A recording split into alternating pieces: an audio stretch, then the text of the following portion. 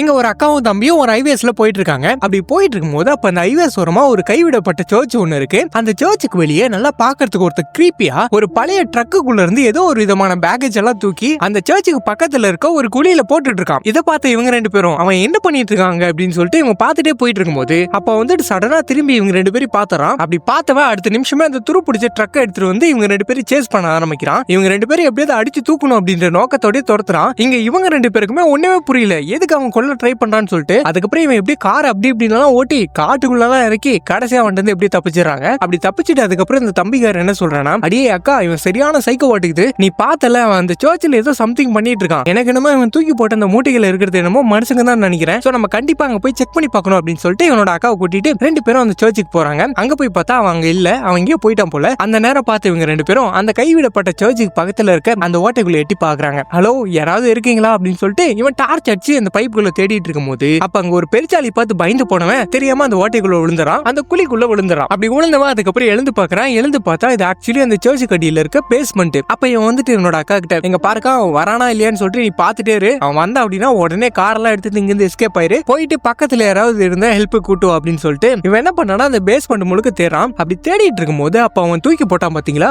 அது ஆக்சுவலி ஒரு மனுஷன் தான். இவன் அந்த கவரை போய் ஓபன் பண்ணி பாக்குறான். பார்த்தா உள்ள ஒருத்தர் இருக்கான். அவன் எப்படி இருக்கான் அப்படின்னா அவனோட கழுத்துல இருந்து வயிறு வரைக்கும் ரெண்டா கிழிச்சு உள்ள இருக்க ஆர்கன் எல்லாத்தையுமே திருடிட்டு தைச்சு அதுக்கப்புறம் கொண்டு வந்து இங்க போட்டிருக்கான். அது இல்லாம இவன் உயிரோட இருக்கான், ஹெல்ப் அப்படின்னு சொல்லிட்டு அங்கேயே செத்து போயிடறான். இவனை பார்த்துட்டு இவன் பயந்து போயிட்டு என்னடா பண்ணிட்டு இருக்காங்க அப்படின்னு சொல்லிட்டு அதுக்கப்புறம் அந்த பேஸ்மெண்ட் முழுக்க தேடுறான். அப்படி தேடி போனவனுக்கு கண்ணு மொழி எல்லாம் பிதிங்கி வெளியே வர மாதிரி ஒரு ஷாக்கிங்கான விஷயத்தை பாக்குறான். என்ன அப்படின்னா இந்த வெரைட்டி எல்லாத்தையுமே செவுத்துல ஒட்டி வைப்பாங்கல்ல, அதே மாதிரி பல நூறு பேரோட பாடியை அவங்களோட ஆர்கன்ஸ் எல்லாத்தையும் எடுத்துட்டு இந்த சர்ச்சோட செவுத்துல வரட்டி மாதிரி ஒட்டி வச்சிருக்கான்.